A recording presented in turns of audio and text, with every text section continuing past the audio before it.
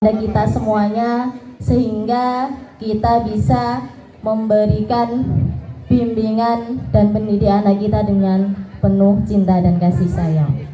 Baik ayah bunda semuanya, saya pengen kita absen dulu. Kita lihat coba personilnya kelas berapa yang jumlahnya paling banyak hadir pada pagi hari ini. Wali murid kelas 1 boleh angkat tangannya. Kelas 1, wah berapa ini jumlahnya? Wali murid kelas 2 boleh angkat tangan. Oke, lebih banyak lagi. Wali murid kelas 3. Oke, lumayan. Wali murid kelas 4. Wow, banyak sekali kelas 4. Wali murid kelas 5. Lumayan juga. Pak Darso kelas 5 nih. Wali murid kelas 6 boleh angkat tangannya. Oke, lumayan banyak. Oke, terima kasih ayah bunda semuanya atas antusiasmenya untuk bisa hadir di kegiatan kita pagi hari ini. Hadirnya ayah bunda di kegiatan kita pagi hari ini menandakan bahwa ayah bunda semuanya memiliki perhatian yang cukup besar terhadap pendidikan putra-putrinya yang ada di SDIT Badrussalam. Gitu nggih? Oke. Satu pertanyaan dari saya, silakan dijawab dengan kode tangan. 1, 2, 3 gitu nggih, atau 5 boleh. Berapa jumlah putra-putri ayah bunda yang pernah sekolah di SDIT Badrussalam? Baik yang saat ini di sini maupun yang sudah lulus juga boleh dihitung. Oke, 2, ada yang masih 1, ada enggak yang 3? Oh ada yang 3, ada yang 4? 4, oh ada yang 4, alhamdulillah sinten nih keempat. Ada yang 5? Oh paling belakang 5. Yang putra putrinya sudah 2 atau 3 atau lebih di SDIT Badrussalam, itu artinya ayah bunda sudah percaya dengan kualitas pendidikan di SDIT Badrussalam. Terima kasih atas kepercayaannya. Dan yang putra putrinya baru 1 di sini, harapan kami semoga nanti adik-adiknya juga sekolah di SDIT Badrussalam. Oke, ayah bunda semuanya, selamat datang di seminar parenting kita pagi hari ini. Tema kita adalah cinta, bimbing, lepaskan. Ayah bunda yang putranya lebih dari 1, pasti setiap anak itu punya karakter masing-masing dengan segala kekurangan dan kelebihannya masing-masing. Pasti ayah bunda bagaimanapun kondisinya mereka, ibaratnya senakal-nakalnya mereka, pasti akan memberikan kasih sayang dan cinta yang tulus kepada mereka. Betul nggih? Terus tugas kita sebagai orang tua adalah membimbing anak-anak kita, mendidik anak-anak kita dan mengarahkan mereka sesuai dengan tuntunan ajaran agama Islam agar kelak mereka menjadi anak yang sholih-sholihah, jadi anak yang cerdas dan juga menjadi anak yang senantiasa dekat dengan Al-Qur'an. Dan kelak akan ada suatu masa di mana kita sebagai orang tua itu harus bisa siap melepaskan anak-anak kita untuk berjuang melanjutkan kehidupannya masing-masing. Jadi kita cintai mereka dengan sepenuh hati, kita bimbing mereka dengan penuh cinta, kita bekali mereka agar nanti siap kita lepaskan dengan bekal yang sudah cukup. Oke, insya Allah itu hari ini akan kita bahas bersama-sama. Membimbing anak zaman sekarang itu gampang-gampang susah. Kalau orang tua tidak tahu bagaimana caranya membimbing anak-anak generasi apa sekarang nih, generasi Z itu ya, sudah masuk generasi alfa gitu ya, itu gampang-gampang susah. Kalau ayah bunda tidak tahu bagaimana tips dan triksnya, bagaimana caranya, nanti malah akan salah arah. Jadi hari ini kita akan sama-sama belajar bagaimana cara membimbing, mendidik putra-putri kita di generasi zaman sekarang. Oke, Alhamdulillah bersama kita di hadapan ayah bunda semuanya sudah hadir Ustadzah Fida Hasanatun. Assalamualaikum Ustadzah. Assalamualaikum. Sehat-sehat nggih Ustadzah. Insyaallah. Selamat datang di SCIT Badrussalam. Selamat bertemu dengan para wali murid yang luar biasa ini. Biasanya kalau acara BPI itu yang hadir hanya sekitar 250 orang. Hari ini karena kita BPI-nya seminar parenting yang hadir mencapai 400 orang. Alhamdulillah. Jadi, mohon izin saya perkenalkan beliau pemateri kita yang luar biasa ini yang sudah ada di depan kita. Beliau nama dan gelar adalah Dr. Fida Hasanatun MPD. Tempat tanggal lahir di Yogyakarta 7 Juni 1971. Alamat Jalan Hercules K9 Bumi Antariksa Madiun. Keluarga suami Misbahul Munir. Beliau dikaruniai 6 orang putra putri, 6 orang anak. Pendidikan S1 di Universitas Negeri Jakarta, S2 Universitas 11 Maret, S3 Universitas 11 Maret. Profesi dan aktivitas saat ini adalah sebagai ibu rumah tangga dan guru atau dosen.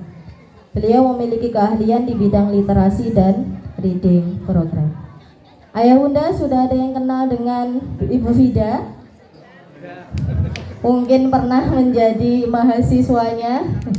Karena beliau ini adalah seorang dosen di IKIP Universitas PGRI Madiun, Unipma Madiun. Baik. Ayah bunda semuanya sudah siap belajar hari ini? Insya Allah. Jadi yang belajar tidak hanya murid-muridnya di sekolah, tetapi orang tua pun juga harus terus belajar agar tidak ketinggalan zaman. Oke, baik. Ayah bunda boleh disiapkan alat tulisnya. Kita catat ilmunya, jangan sampai ilmunya kabur begitu saja. Kita ikat ilmunya dengan tulisan. Oke? Mari ayah bunda kita sambut pemateri kita yang luar biasa hari ini, Ustadzah Fida Hasanatun. Monggo Ustadzah, berikan tepuk tangan yang meriah.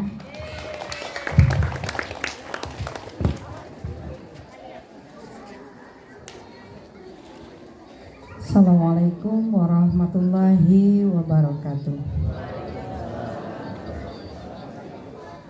Innal hamdalillah nahmaduhu wa nasta'inuhu wa nastaghfiruh wa na'udzu billahi min syururi anfusina wa min sayyiati a'malina.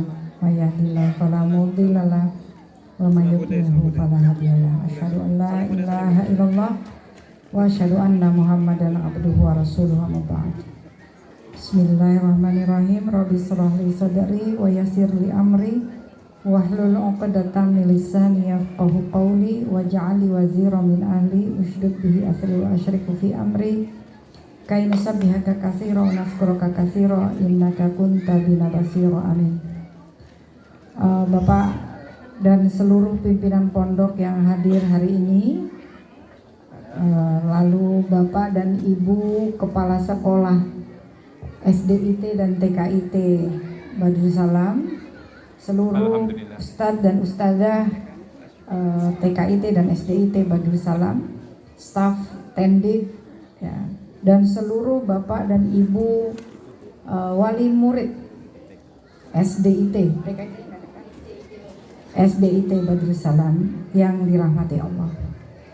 Segala puji milik Allah yang telah memberikan kita kesempatan bertemu. Ini janjinya kita belajar bareng. Semoga Allah merahmati dengan menuntut ilmu ini. Konsentrasinya kalau bisa jangan ke reunian dengan sesama wali santri. Biasanya ibu-ibu kini dikongkon meneng rodo angel. Dikongkon cerita pinter nek kon ngrungokne angel. Padahal kupinge loro lambene siji. Tapi dawane ra iram.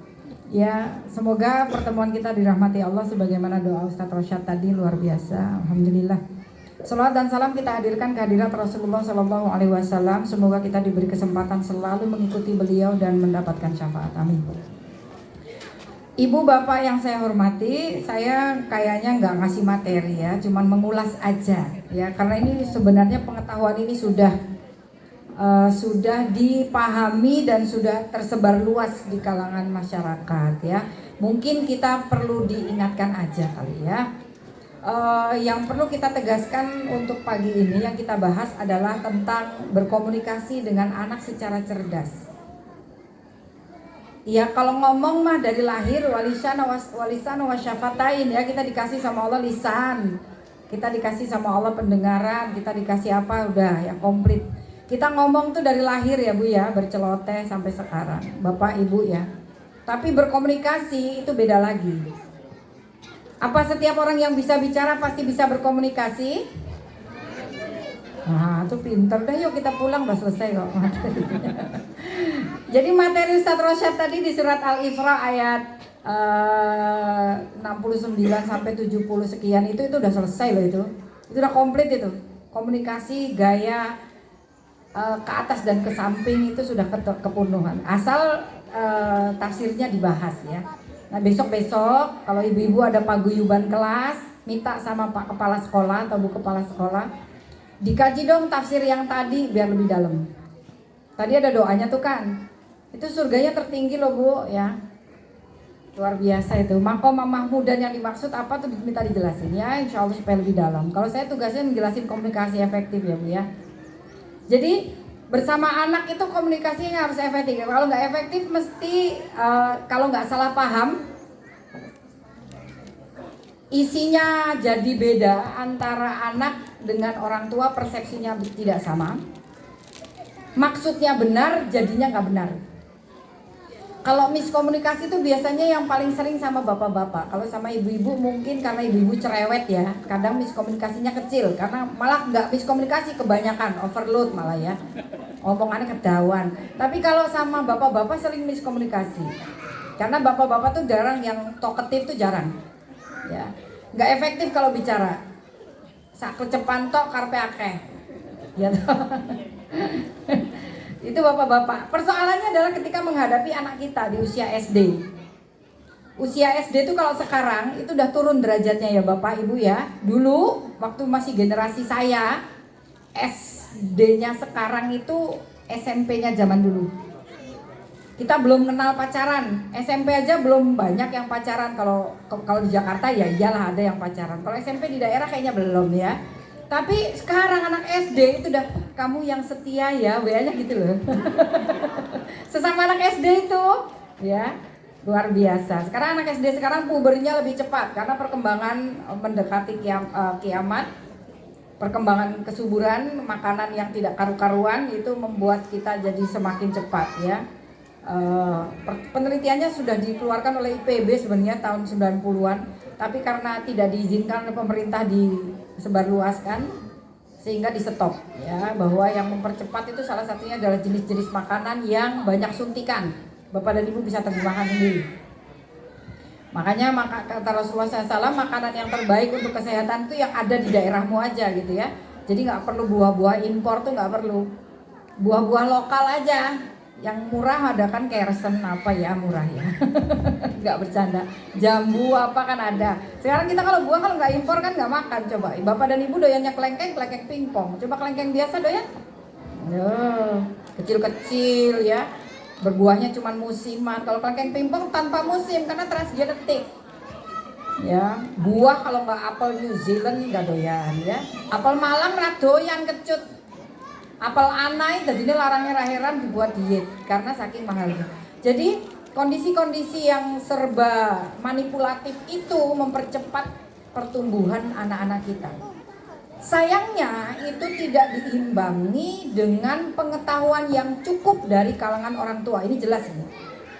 Karena orang tua sibuk cari uang, apalagi dengan usia anak-anak seperti ini. Biasanya orang tua masih greget. Ya, tantangannya adalah pendidikan anak. Maka bapak, ibu, dua-duanya apalagi kalau bekerja ya tambah ya, luar biasa. Jarang ketemu anak, sekalinya komunikasi, pokoknya yang instan-instan aja ya. Di sini Allah berfirman padahal di klip kedua, di klip ini PPT-nya sudah saya kasih ke panitia. Kalau Bapak dan Ibu kerso nanti bisa minta ke panitia, oke?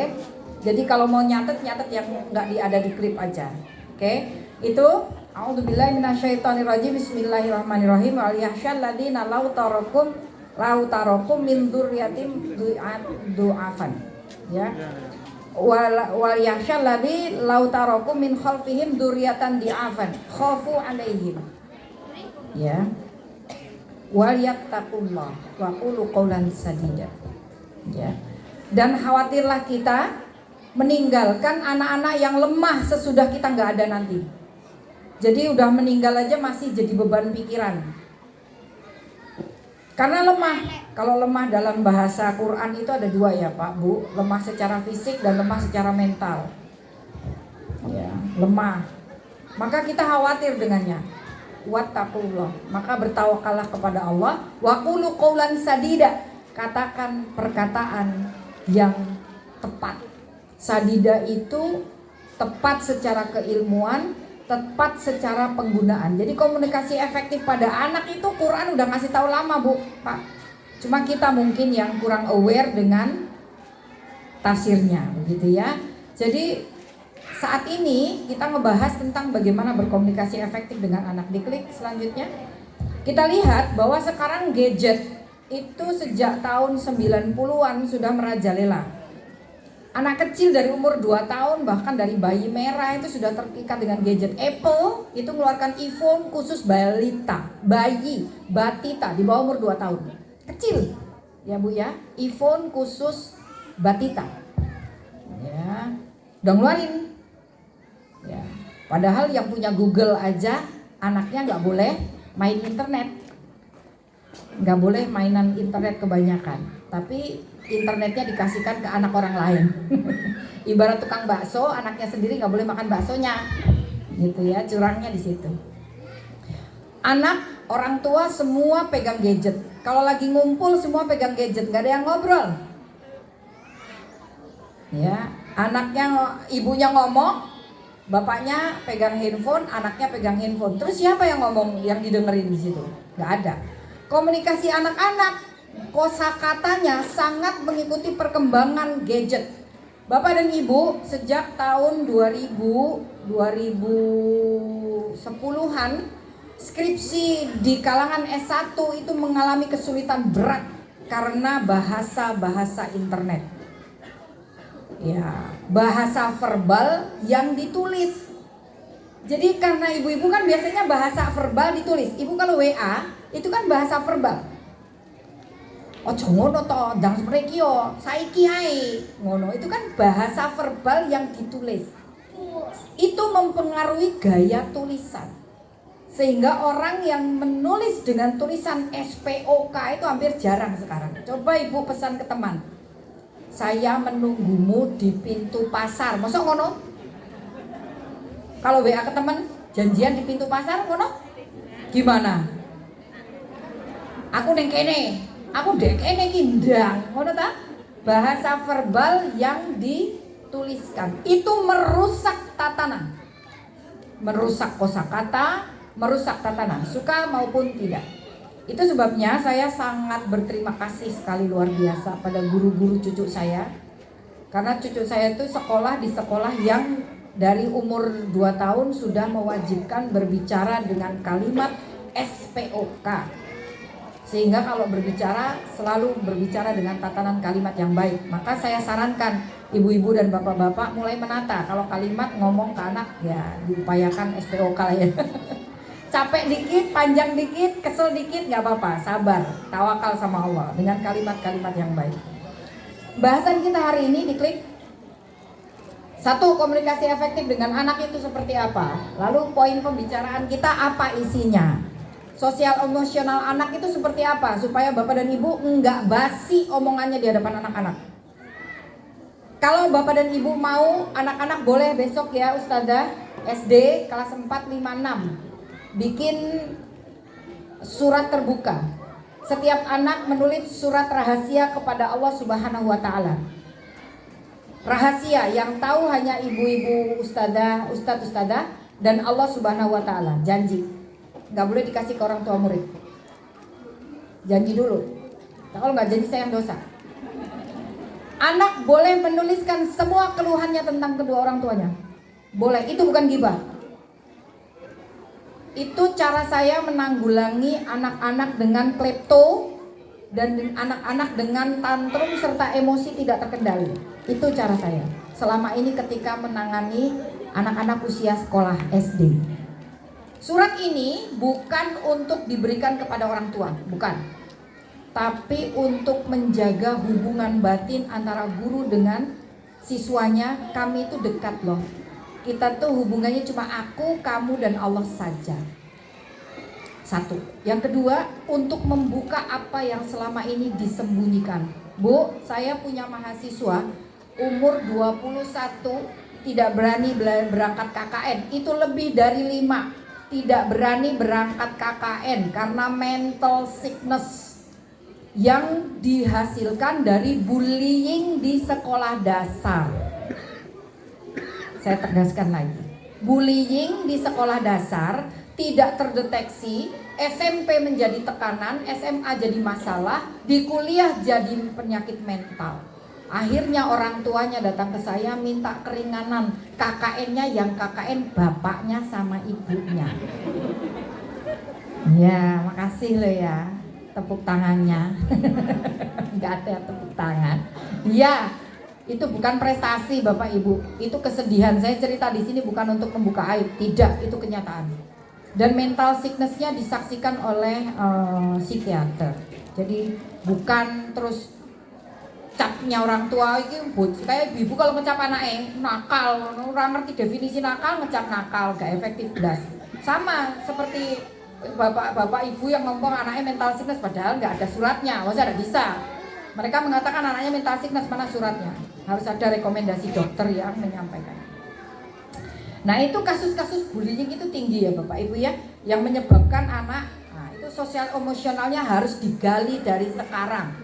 Ya, tidak ada anak yang tertekan di sekolah ini. Harus ramah anak, mengembangkan sosial emosionalnya dengan baik. Nah, nek di sekolah sudah, di rumah garek ki. Bullying tertinggi itu bapaknya sama ibunya. Yo, ibu ki gak ada bully loh. Iya toh? Nek gak ngono, mama gak kasih makan. Lah terus njaluk makan terus apa? Bullying. Intimidasi. Luwe-luwe saka anu ya peraturan pemerintah ya mencekik leher. Belajar. Nek enggak belajar, mama enggak kasih makan. Waduh, mesane men kuwi bocah kuwi. Iya, itu kembali ke zaman feodal, Bu, dijajah. Kalau dulu jajah Belanda sama Jepang, saiki jajah mamae. Itu perlu keterus-terangan. Makanya ustadzah-ustadzah siap-siap terima surat terbuka dari anak-anak, apapun dituliskan boleh. Ya, sehingga saya menemukan anak-anak yang gejala klepto tinggi itu di situ. Dia sering mencuri, ngambilin apa untuk kebanggaan di depan orang tuanya, bawa apa sih, ketemunya di situ. Jadi itu berkala bisa mengganti sebagai tempat diary untuk anak-anak. Karena anak-anak sekarang diary malas nulis, ya toh? Gantinya apa? Ya, gurunya itu kasih terus terang, itu di clipping berkala. Itu di sekolah. Kalau di rumah mau kayak gitu, kalau berani silahkan Bu. Kok tulisannya gini, ya Allah berikan padaku sebuah tempat di mana aku bisa menukar mamaku. Mamanya langsung loro hati ya. Terus dijualnya ae lah cerewet terakhirам garai loro weteng. Spesial momen. Lalu yang kita bahas adalah special moment. Kadang kita suka ngomong gini, nek ngomongnya sing penak karo anak, sing penting kualitas, bukan kuantitas. Gayamu Len. Kuantitas itu jumlah banyak, kualitas itu kualitas waktu. Sekarang pertanyaan saya, apa ibu-ibu tahu kualitas waktu anak-anak jam berapa, kapan? Kalau nggak tahu kok bisa ngomong kualitas? Rakayal. Jadi special moment yang dihasilkan apa antara kita dengan anak? Nggak ada. Kalau ditanya, nak, apa yang paling berkesan dari mamamu? Siap-siap malu ya, siap-siap malu. Apa yang paling berkesan dari mamamu? Apa kira-kira Bu? Ngomelnya. Ya itu special momennya, bahaya kan? Lalu Islam dan tentang percakapan, apa yang diatur dalam Islam gitu ya. Lalu komunikasi efektif itu apa? Nomor 1, komunikasi efektif adalah bermodal. Bapak dan Ibu harus punya modal. Modal komunikasi efektif adalah sebagaimana Rasulullah Shallallahu Alaihi Wasallam diutus dengan bahasa ummi, bahasa kaumnya. Maka yang namanya efektif berbicara itu berbicara sesuai kapasitas orang yang diajak bicara. Saya garis bawahi kotak tebal. Berbicara sesuai kapasitas yang diajak bicara. Bukan berbicara gaya mamah-mamah, ras tertinggi di muka bumi, atau gaya papah-papah seperti di kantor, apa-apa garek merintah, gak iso. Gaya anak usia dia dengan alamnya. Alam bapak mainnya masih main prosotan, mandi di sungai, turun ke sawah, koyok bolang karo hatori, ninja hatori.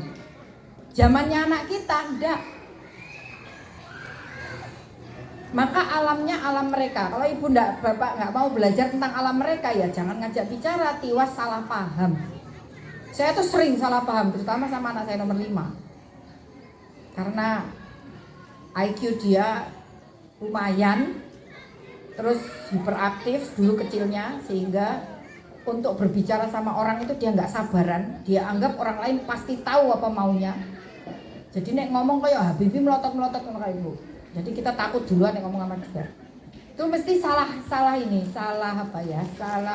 Salah persepsi dia. Penangkapannya dia salah, saya salah.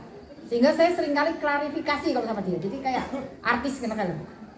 Ya, press conference supaya nggak salah.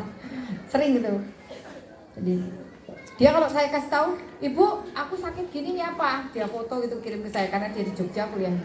Itu herpes le. Ibu kata siapa ini herpes? Gitu. Jadi kalau sama dia harus dalil. Ibu kata siapa ini herpes? Tahu dari mana ibu herpes? Aku loh nggak demam. Herpes itu kan demam. Yang nggak demam bisa aja toh le. Herpes kan nggak semua sampai ke syaraf. Jadi nggak perlu demam. Enggak loh, aku nggak apa-apa kok, cuma sakit aja. Cuman yang parah mataku ini loh, jadi nggak bisa ngeliat, gitu. Akhirnya dia ke dokter. Aku ke dokter ya bu, ya ke dokter. Sama dokter yang satu dia nggak sih yakin. Aku ke dokter yang lain ya bu. Dokter siapa? Dokter ini ya, pilih yang paling bawah. Ya oke. Dia pergi lagi ke dokter yang itu. Nah dokter yang itu masih muda, dia tanya banyak di situ, baru ketahuan ini bukan herpes bu, ini tomcat. Lah kok tomcat bisa rata kayak gitu le? Ya tak gosok. Oh lah ya itu. Terus tak tanya lagi, kamu kalau mau tidur, mau tebai enggak tempat tidurnya? Enggak, selesai. Enggak ngikuti perintah Rasul kena tomcat. Berarti dalile kena, agamane kena, ilmu pengetahuannya kena. Jadi ketika ini hubungkan dengan kebiasaan-kebiasaan yang harus diikuti ke Rasulullah, ternyata enggak, ya gitu ya contohnya. Itu kejadian yang saya alami. Harus punya modal. Jadi modalnya qulu qaulan sadida. Modalnya ilmu pengetahuan, modalnya belajar banyak, pengalaman jam terbang, itu pasti. Ya. Lalu berikutnya ada verbal dan non verbal. Bahasa itu ada yang verbal diucapkan dan ada yang non verbal. Ya. Itu yang kita akan bahas tentang komunikasi efektif. Kita buka langsung modal. Klik selanjutnya, selainnya oke. Untuk modal Bapak dan Ibu, di sini Bapak dan Ibu, tidak ada orang yang mampu berbicara dengan baik selain dia mampu mendengar dan menyerap bahasa dengan baik. Reseptif itu produktif. Tidak reseptif maka tidak produktif. Reseptif mendengar dan membaca. Produktif berbicara dan menulis. Jadi kalau Bapak dan Ibu ingin berkomunikasi efektif, optimalkan mendengar, optimalkan membaca. Jadi modal bicaranya sama anak itu ada.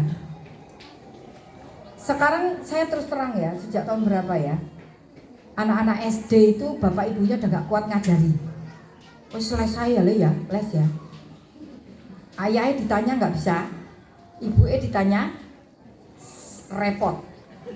Alasan ibu kan mesti ngono sibuk. ya. Pol enak sibuk. Coba ibu-ibu dan bapak jujur. Mulai kelas berapa anak-anak sudah tidak sanggup mata pelajaran di sekolah, bapak dan ibu yang bimbing sendiri?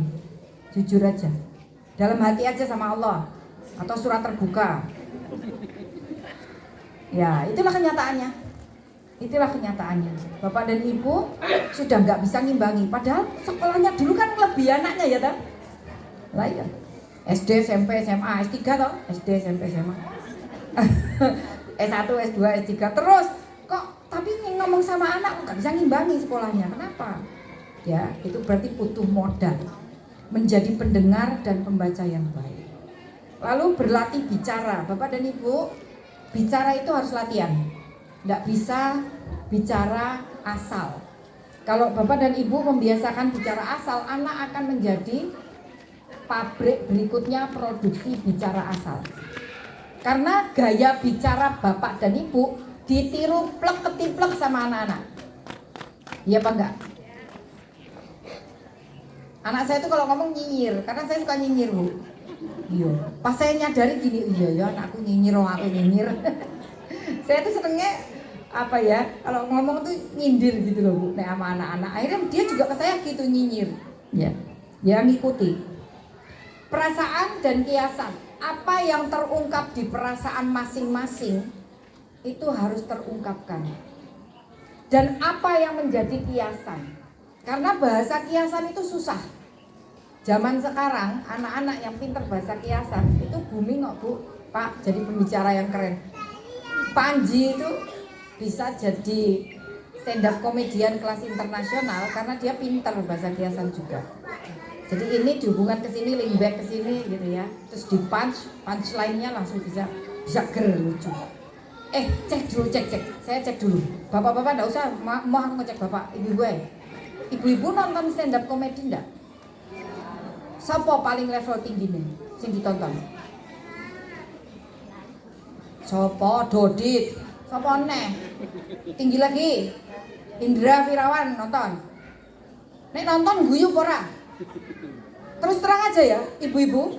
Kalau ibu-ibu nonton stand up komedian dengan kelas-kelas berpikir berat, ibu nggak ketawa itu sebabnya banyak. Minimal 2. 1 teragak ketuk. Sing kedua pikirannya wis rumah tangga. Wis ora iso wis overload. Oh jangan Quran, bicara Quran, tafsir kagotan. Stand up komedian lho Bu. Anek Surya insomnia, walah bawah itu. Atas Bu, yang dikit-dikit atas. Yang rodo-rodo pinggir-pinggir jurang gitu loh. Ya, itu loh, ada ibu-ibu yang nonton stand up komedi langsung guyu belas. Ngono dibahas. Sing di stand up komedi kan itu dibahas sama dia. Wis basi-basi. Ngono bahas anak remaja sekarang jelas kelewat Bu. Ayo kita sama-sama, bukan berarti saya suruh ibu-ibu nonton stand up komedi ya, enggak ya. Tapi ngukur, kira-kira saya itu gaya bahasa saya sejauh mana sekarang? Ngimbangi enggak sama anak-anak sekarang? Ya, asyik ngobrol. Kira-kira circle-nya ibu-ibu dan bapak-bapak ini circle ngobrol kan enggak? Nek angkringan ini sapa ae? Circle ngobrol. Ibu bapak punya circle ngobrol enggak?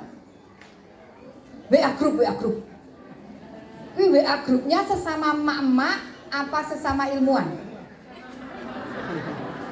Berarti obrolannya rego sabun karo minyak goreng. Gula. Ibu pengamat ekonomi tak? Berarti kan pembicaraannya nggak critical thinking itu. Padahal anak ibu saat ini dari kelas 4, 5, 6 dituntut critical thinking. Ya apa cara dia nyontoh?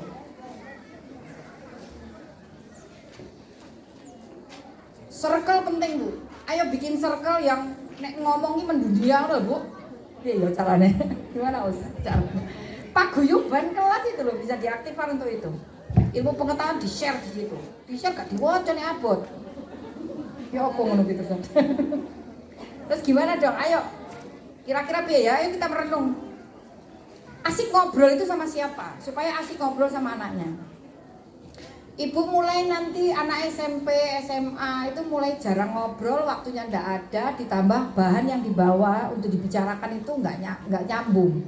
Nah kalau udah kayak gitu kesenjangan akan semakin terjadi. Akhirnya ibu orang terakhir yang menjadi tempat bertanya, cuma buat approval aja, diizinkan apa enggak. Tidak lagi tempat untuk diskusi, what is this? Jadi ketika ada perkembangan BTS gagal ke Indonesia kemarin ini, BTS gagal ya Bu, 10 miliar itu, nggak tahu ya? Ibu Jojo gak ngerti BTS nih? Hah? Sopo? Artis Korea. Aduh, ya. Saya kadang jadi tempat bertanya, ya, sama mahasiswa, sama teman-teman anak-anak saya. Ibu, si RM kok kena masalah? Maksud dia nggak kayak gitu. Itu yang terlalu membooster itu medianya, karena emang lagi cari berita. Aslinya nggak gitu maksudnya. Lagu yang dia nyanyikan itu memang lagunya itu. Artinya nggak gitu. Maksudnya tuh gini, kejadiannya gini. Gitu Bu. Jadi ibu tempat tanya, tempat bertanya. Anak saya dulu yang nomor 2 itu umur 10 tahun SMP kelas 1. Dia bilang gini, "Duh, dia akeh cacing cilik. Ibu, temanku diskors. Berapa lama? 3 bulan. Wah itu loh ditok nih, secara halus. Iya toh Bu? Iya. Kenapa? Bawa KUN-DOM ke sekolah. Terus, itu apa toh Bu? Kamu buka buku yang ada di meja tuh, di rak. Ada buku dokter di rumah Anda sama buku kesehatan untuk masyarakat DKI Jakarta. Buka di situ, tak carikan halamannya, kamu baca. Dia baca. Oh gitu, pantas kok diskors. Ya. Jadi berbicara dengan kelas ilmu agar dia tidak nyimpang pemikirannya kemana-mana. Itu anak saya waktu itu benar-benar anak paling muda di sekolah. Jadi ketika ada kejadian apa-apa tuh kayak kaget-kagetan gitu. Salah saya memang, nyekolahkan dia di umur 4 tahun 8 bulan kelas 1 SD. Nggak sengaja, karena nggak mau di TK. Bingung tuh saya mau sekolahkan di mana. Padahal kita kan harus ada alasan sekolah. Karena guru-guru ini alasannya sekolah ben iso kerja. Ninggal anak makanya bocah di sekolah nih ngono ya. Makanya akhirnya tak masukkan SD. Saya bilang sama kepala sekolahnya, ndak naik, ndak apa-apa Pak, ndak apa-apa. Kok naik terus? Akhirnya SMP umur 10 tahun. Akhirnya mentalnya tidak stabil. Saya harus banyak menjelaskan semuanya ke dia. Semua, bahkan yang dibicarakan teman-temannya saya harus terjemahkan. Karena dia ndak paham. Bukan alamnya soalnya. Teman-temannya kan umur 13. Dia umur 10. Ya. Nah seperti itu. Itu untuk lalu perhatikan reaksinya. Jadi orang itu, anak-anak itu reaksi cara dia menerima sesuatu itu kelihatan ya. Lalu berikan contoh. Verbal, bahasa verbal itu ada nada, ada tekanan, ada pilihan kata. Ya, ini yang paling luar biasa nih diksi ya, pilihan kata. Karena ini yang memperlihatkan betapa kayanya otak anak kita. Dialek itu gaya Jawa, Jawa dewe-dewe. Jawa itu dia ada dialog, ada dialek, ada idiolek ya. Lalu dialek itu gaya Jawa itu yang mana yang biasa Bapak dan Ibu pakai? Campuran antara Jawa. Oh, kalau ibu wong Betawi campur Betawi kayak anak saya, Jawa, Betawi campur Indonesia, campur Jawa, campur Inggris, campur Arab, ya toh? Ini MI toh, ada bahasa Arab, ada bahasa Indonesia, bahasa Jawa, bahasa Indonesia, Raidan Wisapi. 4 bahasa. Alah, bapak-bapak ayo kon sinaune 4 bahasa, kuat ora?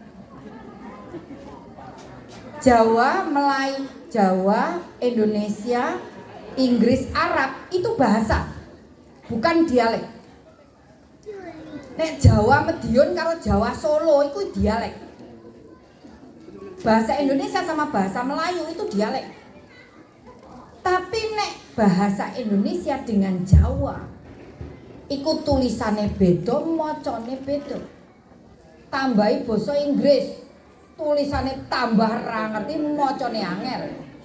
Tambah basa Arab, le nulis tambah saka kanan ke kiri lho yo. Iya yo. Anaknya bapak dan ibu tuh top bisa bertahan sampai lulus. Makanya aja dibully ae. Neni ae angel ya angel, angel.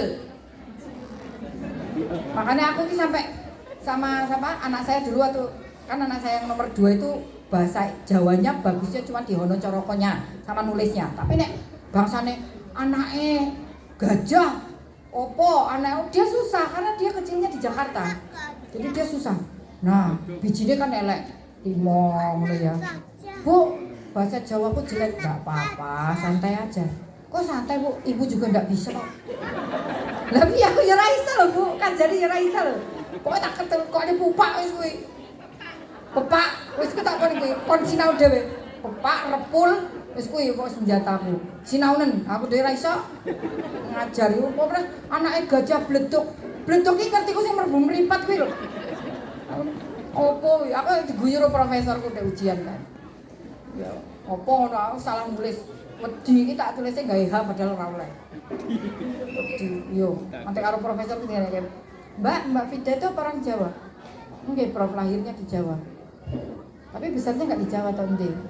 Besarnya di Jakarta, Prof. Pantes wedi karo wedi itu tulisannya beda. Iya, Prof. Raro ya. Gaya-gayanan, gawe bahasa pantune apa bahasa kiasannya pakai bahasa Jawa itu salah.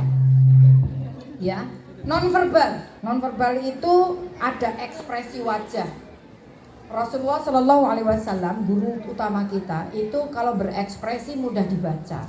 Beliau kalau marah terlihat, kalau bahagia terlihat, ya. Jadi bukan orang yang tidak terbaca. Jadi bapak-bapak yang biasanya wajah kotak dan tembok itu dihilangkan di anak-anak. Karena anak-anak adalah makhluk ekspresif. Biasanya anak kalau jatuh gabrus wadul neng bapaknya apa ibu? Ibu soalnya bapaknya gak ekspresif. Susah gabruk brus. Pak sakit lho Pak. Ngono nang tambani wis. Gak punya perasaan. Kalau sama ibunya, aduh sakit ya, aduh berdarah ini, sini, ditambahin, jadi dia puas, curhat itu puas. Sedangkan sama bapak-bapak itu tak terpenuhi. Ojo tuh anak mbok ngeluh ya bu. Gak ekspresi bapak-bapak gitu. Lapo sih menyatakan cinta, bapak-bapak ibu-ibu itu senang dibohongi. Iya toh, ibu-ibu ini asli kan mau. Senengnya yang bohong-bohong gitu. Awam tambah ayu loh Dik. Ya ora mungkin. Wis tuwek untune gropel kok tambah ayu. Ya ora mungkin kaya banget jane. Tapi ya seneng aja ibu. Iya ta. Engkau lah segalanya bagiku. Walah ngapusi. Musyrik ya. Ngapusi. Gombal muki ya wis ta. Tapi kan bapak-bapak untuk itu aja mahal banget. Kata Rasulullah kalau mencintai sampaikan. Tapi bapak-bapak apa pernah mengucapkan rasa cinta sama istrinya? Hele. Ya tak? Itu PR. Bapak sama istrinya aja nggak komunikatif kok. Apalagi gimana? Padahal kita lihat orang yang tidak mempunyai ilmunya, tapi punya kebiasaannya itu digunakan di negara-negara maju.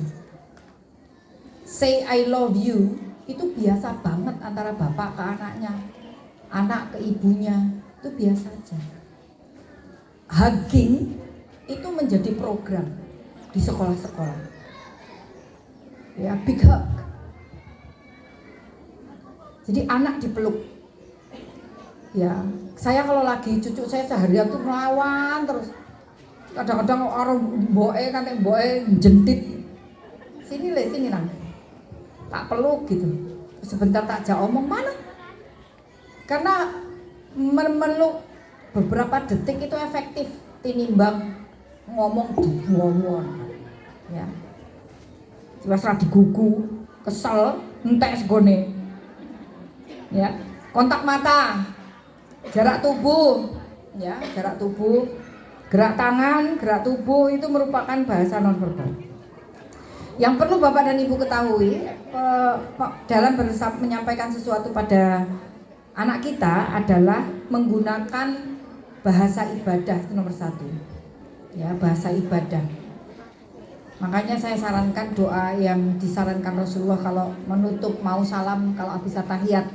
Kan ada perlindungan terhadap urusan 4, sama satu lagi, Allahumma a'inni ala dzikrika wa syukrika wa husni ibadatik. Ya, kalau itu dibaca, insya Allah kita mencoba untuk menjadi pembelajar yang baik dalam beribadah kepada Allah, agar anak-anak kita juga diperbaiki cara ibadahnya. Ya, karena kita perlu menjelaskan pada mereka, tidak cukup sekolah. Apa saja yang dijelaskan dalam ibadah itu, diklik.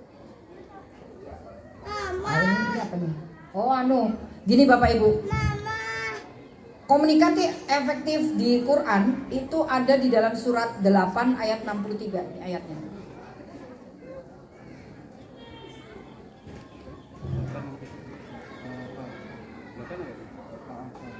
Dibaca sendiri kan udah ada.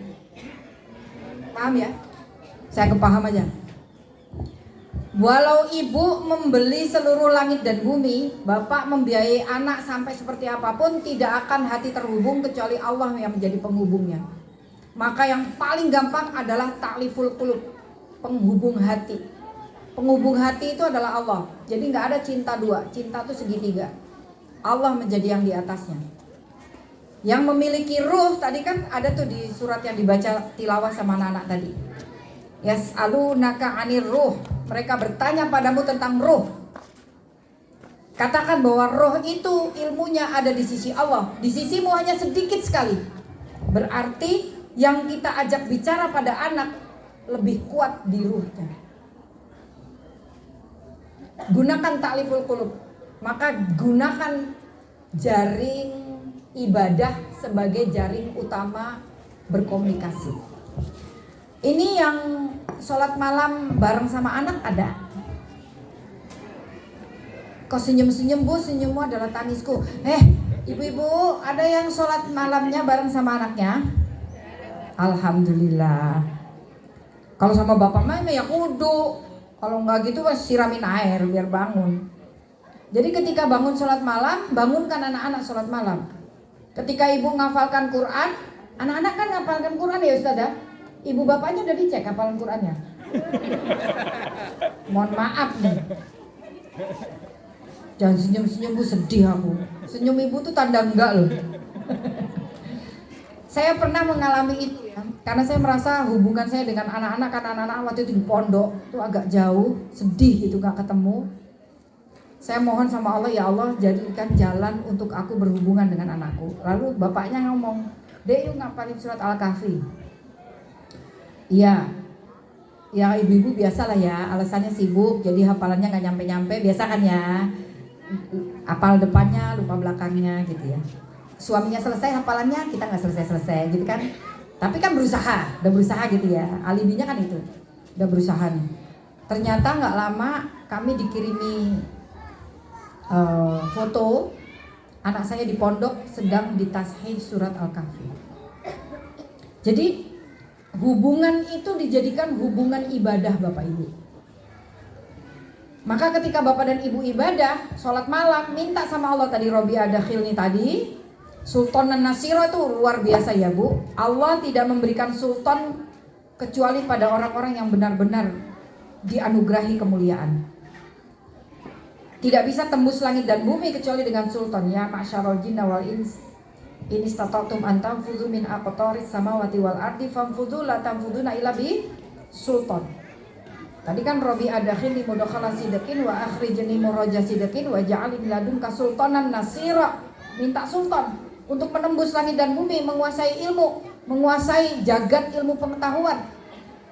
Ya, jangan sampai anak-anak ibu, coba ibu punya anak berapa dihitung, 3. Yang eksak berapa, yang sosial humaniora berapa? Sosial humaniora kebanyakan.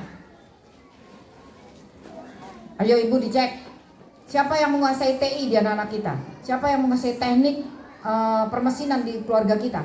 Siapa yang menguasai teknik nuklir di keluarga kita? Jangan semua-muanya guru, anaknya kudu dadi guru, ya serap prospek nih. Gak apa-apa, tapi jangan juga harus gitu loh Bu. Ya, kalau bisa piye ngono. Iki nek pendidikan Indonesia gagal loh Pak, kalau guru anaknya guru, polisi anaknya polisi, dokter anaknya dokter, berarti kolusinya kan kuat. Iya terus terang wae lah halah, karo wae. Indonesia kok dokter pengen jadi dokter, kudu anaknya dokter, nek gak iso angel. Bisa tapi susah. Tanda kalau pendidikan gagal. Iya dong. Gitu. Maka kalau bapak punya anak, bapak guru, anaknya jangan guru lagi, kalau bisa kepala sekolah ngono. Guru juga. Enggak. Canda, Pak. Gitu ya. Jadi komunikasi taklif itu Allah yang menghubungkan. Minta sama Allah agar hati ibu, terutama besok kalau anak-anak udah mulai ABG, udah mulai begar, udah mulai naksir-naksir, udah mulai apa, pembicaranya udah gak karu-karuan, ibu gak bisa kuasai. Minta agar tetap terhubung hatinya dengan ibu, sehingga kalau dia sedang mengalami masalah, hati ibu greng, sehingga bisa memberikan sesuatu masukan yang bisa membuat mereka kembali ke Allah. Ya, kalau suami saya suka gini, anaknya ngene loh, ngopo ibadah, nek sing salah mesti kandhani. Oh no, nek bapak-bapak kan gitu, kandhani. Pokoknya kita tuh eksekusi tuh mae. Bapak ini sponsorship. Soalnya nek ngomong karo anaknya engko malah tambah orang anaknya tambahan. Diklik.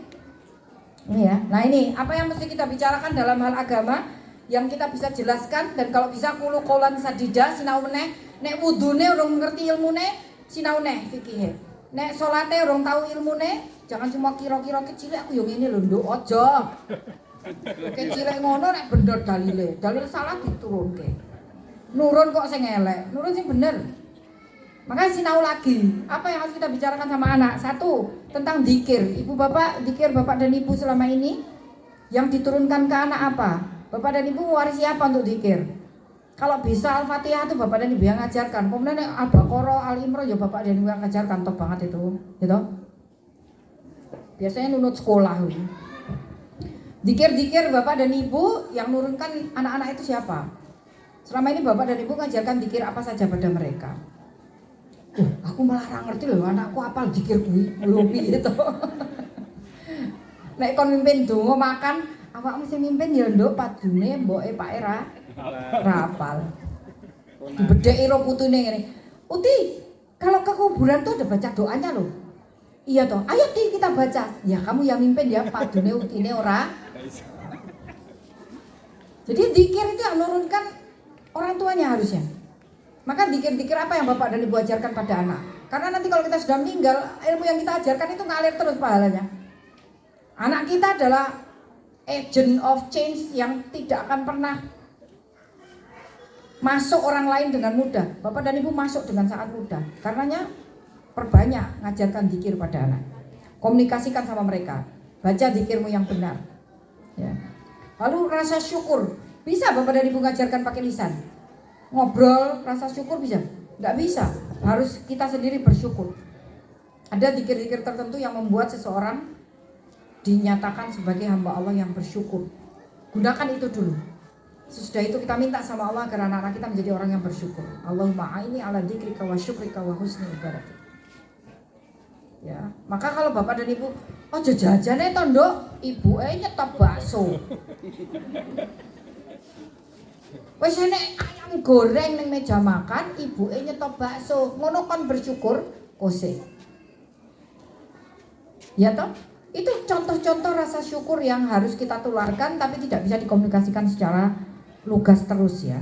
Toharoh ya. Bagaimana mandi junub, bagaimana wudhu, membersihkan keputihan anak perempuan, membedakan antara wadi dengan mazi dengan anak laki-laki ya, membedakan antara mani dengan ngompol ketika mereka mulai mimpi basah. Itu semua harus diajarkan. Kalau enggak, masuk gurune turu kapan lo gurune? Kan enggak. Yang tidurnya kan sama ibu sama bapak. Anak saya dulu gini, kelas 5 SD, bangun-bangun gini, ibu, aku kok mimpi basah? Karena kelas 5 kan sudah diajari. Coba dicium, pesing enggak? Kata Rasul, cium baunya. Kamu akan tahu itu mimpi basah atau pesing. Pesing, kamu ngompol. Nggak ada ngomong mimpi basah barang. Ya toh? Jadi bisa bedakan. Anak-anak ibu yang perempuan, jangan gunakan pakaian dalam berwarna gelap. Gunakan yang kainnya serap, sangat nyerap keringat, tidak ketat, tidak banyak pinggetan, ora kakean rendo. Arep apa kakean rendo ki yoan? Ngono, nyaman sehingga bisa dia pintar mendeteksi setiap kali mau dia lihat, oh ada noda. Berarti aku harus ganti celana dalam, harus